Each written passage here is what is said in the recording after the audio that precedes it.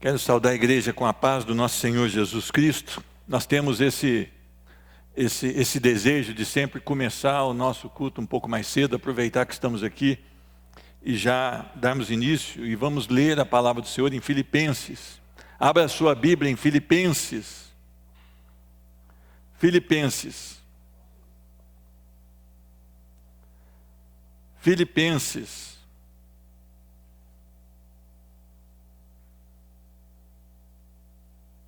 Capítulo 1. Eu convido a igreja a se colocar de pé. Filipenses, capítulo 1, versículo 12. Quero ainda, irmãos, cientificar-vos de que as coisas que me aconteceram têm antes contribuído para o progresso do Evangelho, de maneira que as minhas cadeias em Cristo se tornaram conhecidas de toda a guarda pretoriana e de todos os demais. E a maioria dos irmãos, estimulados no Senhor por minhas algemas, ousam falar com mais desassombro a palavra de Deus. Amém? Vamos orar. Senhor Deus, muito obrigado porque nós temos esse privilégio de te louvar, de te bendizer, de te adorar e de estar diante da tua palavra, que é perfeita, que é reta, que é absoluta, e ela pode mudar os nossos corações, transformar as nossas vidas, e é para teu louvor é que nós abrimos essa palavra hoje, esperando que teu Espírito Santo venha nos convencer do pecado, da justiça e do juízo, que o Espírito Santo venha nos conduzir por um caminho que realmente alegra o seu coração e que nos leva em segurança até o dia em que o Senhor nos chamar. Senhor Deus, nós queremos te louvar porque tudo tem contribuído para a glória do Senhor, tudo tem contribuído para o crescimento, mesmo a dificuldade que temos passado, as lutas que temos enfrentado, nós sabemos que não há nada que fugiu do seu controle, não há nada que escapou da sua atenção, mas pelo contrário, todas as coisas cooperam para o bem daqueles que amam o Senhor, daqueles que têm vivido uma vida diante do Senhor. Perdoa os nossos pecados, temos pecado contra o Senhor, temos feito as coisas que não devemos fazer, que a tua palavra condena, mas nós não queremos ter essa vida, nós não queremos insistir nesse erro, nós queremos ter uma mudança, Senhor Deus, de atitude, uma mudança de mente, Senhor Deus, e caminhar de acordo com a tua vontade. Que a bênção do Senhor esteja sobre nós e que teu Espírito ministre em nossos corações, no nome de Jesus, amém. Pode assentar, meu irmão, minha irmã. Irmãos, que privilégio nós temos de servir a Cristo. Muitas vezes nós achamos que estamos fazendo um favor ao Deus, que nós estamos quebrando o galho do Senhor, que nós estamos fazendo alguma coisa a mais. Não é verdade. Muito pelo contrário. Deus é que nos deu esse privilégio de ser chamado de servos, de estar aqui hoje para adorar, para um culto de adoração, para um culto público de adoração, para uma escola de aprendizado da palavra do Senhor, onde nós vamos trocar as nossas experiências em Cristo, onde nós vamos ler o texto e vamos tentar extrair do texto algo glorioso para as nossas vidas. Tudo isso deve ser considerado um privilégio, deve ser considerado o amor, o cuidado de Deus sobre as nossas vidas. E Paulo, como um homem crente no Senhor, um verdadeiro apaixonado pela obra do Senhor, ele escreve essa carta chamada de Carta da Alegria, estando ele preso. Paulo estava algemado, Paulo estava impossibilitado de ir e vir de acordo com a sua vontade, mas ele estava onde Deus o colocou e ele, sendo fiel ao Senhor, ele sabia que mesmo no encarceramento, mesmo nessa prisão, ele estava ali para cumprir a santa, perfeita, boa, agradável vontade de Deus. Meus irmãos, quero ainda, irmãos, cientificar-vos de que as coisas que me aconteceram têm antes contribuído para o quê? O progresso. O progresso do quê? Da igreja batista, da igreja tal? Não, progresso do Evangelho. Meus irmãos, nós precisamos deixar o nome, denominação de um lado, porque a Bíblia sequer cita uma denominação, mas a Bíblia fala do Evangelho, Cristo morrendo por pecadores como eu e você. A Bíblia ela não fala de uma instituição formada por homens, mas ela fala de um corpo formado por Cristo, que é o cabeça. A igreja foi Deus quem instituiu, foi Deus quem criou. E nós criamos nomes, porque um irmão tem uma outra visão, outro irmão tem outra. Então, esqueçam disso. O que importa é o evangelho ser preservado e ser levado adiante. Paulo estava preso. Olha, irmãos, as coisas que me aconteceram, elas não diminuíram o meu amor pelo evangelho. As coisas que me aconteceram, elas não tiraram o desejo de pregar o evangelho. As coisas que estão me acontecendo, ou seja, eu estou preso, eu sofri açoites, eu sofri fadigas, eu sofri apedrejamento, nada disso tem feito com que o evangelho não avance. E é isso que nós temos que observar. Você foi chamado, eu fui chamado para ir e proclamar o quê? O evangelho. E o evangelho é isso: o homem pecou, está separado da glória de Deus, mas Cristo pode trazer esta comunhão novamente. Cristo pode reconciliar o homem com Deus. Então nós precisamos entender que não importa o que eu estou passando, e não importa o que você está passando, importa é que o evangelho avance. Nós somos muito egocêntricos, então nós achamos que temos que nos sentir bem no negócio. Nós achamos que temos que nos dar bem nos negócios. E mesmo quando nós falamos de fé, nós achamos que temos que nos dar bem. E não é essa a realidade do evangelho.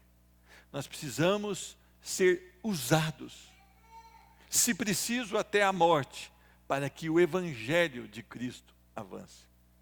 Meus irmãos, de maneira que as minhas cadeias em Cristo se tornaram conhecidas de toda a guarda pretoriana. É interessante que normalmente eu fiz visita durante 4 anos na cadeia local, no presídio local. E havia ali você nota, não é declarado muitas vezes, mas você nota que há um desejo ruim do preso para com a gente e talvez de alguns agentes para com o preso. Há um antagonismo ali, não se batem. Parece que há um ódio, parece, eu não estou acusando esse ou aquele, mas a gente nota que há um ódio.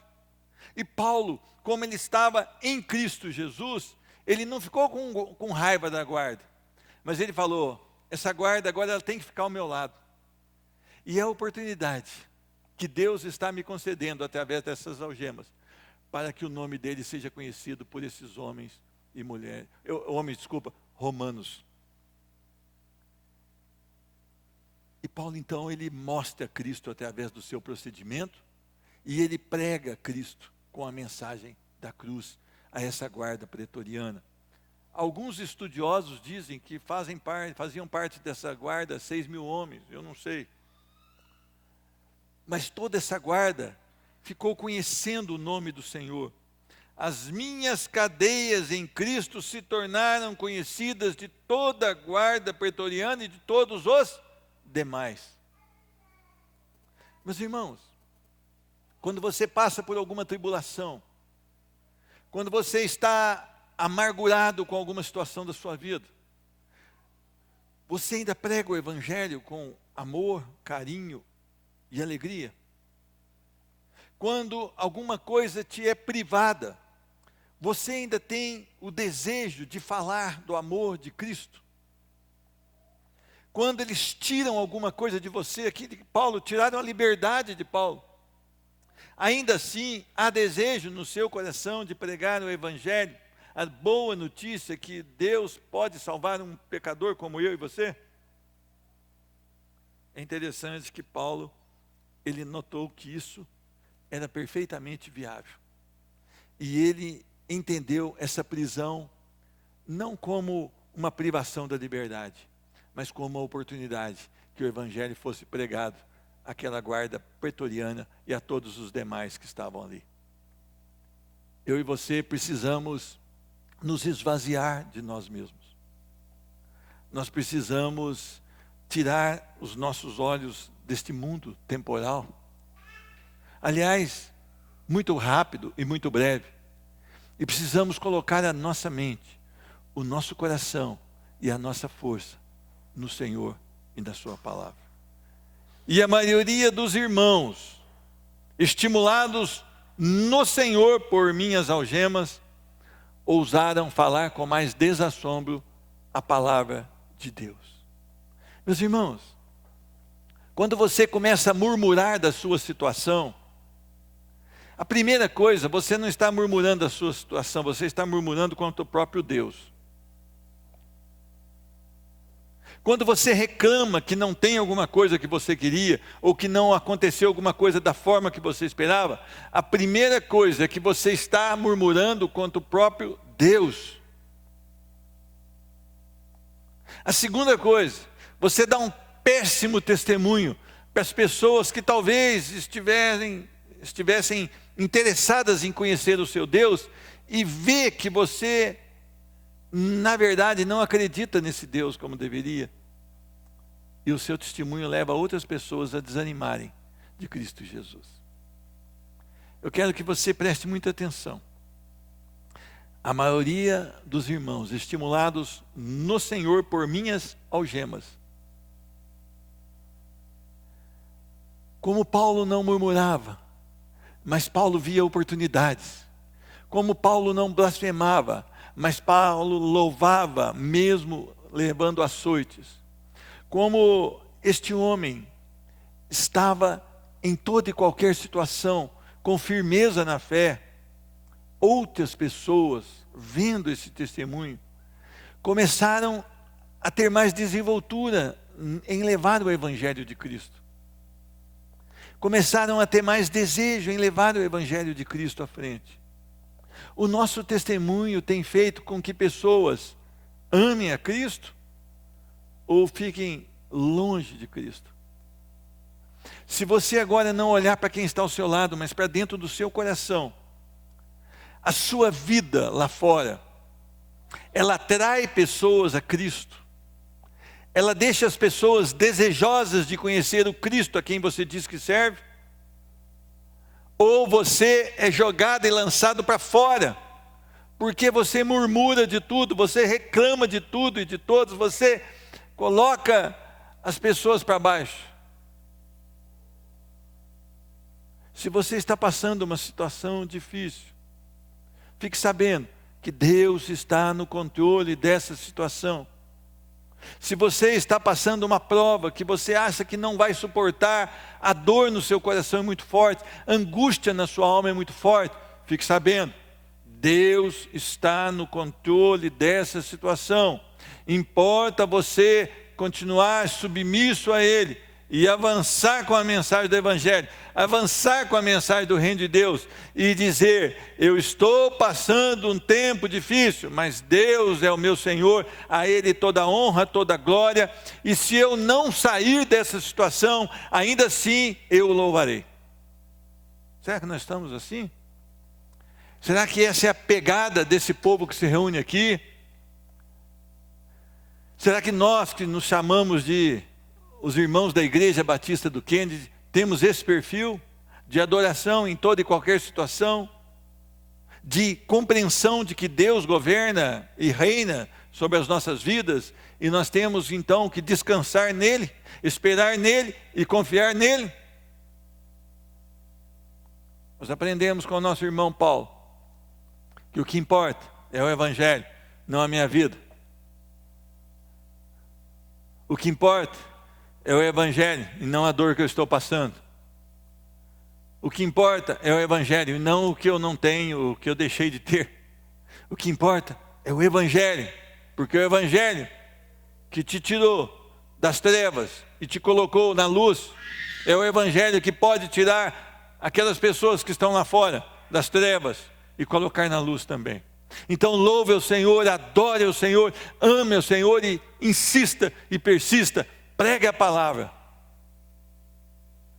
Mas antes de pregar, viva a palavra de Deus. Amém? Que Deus nos dê graça, que nós possamos ser tocados pelo poder do Espírito Santo e nos voltar ainda mais para o Senhor.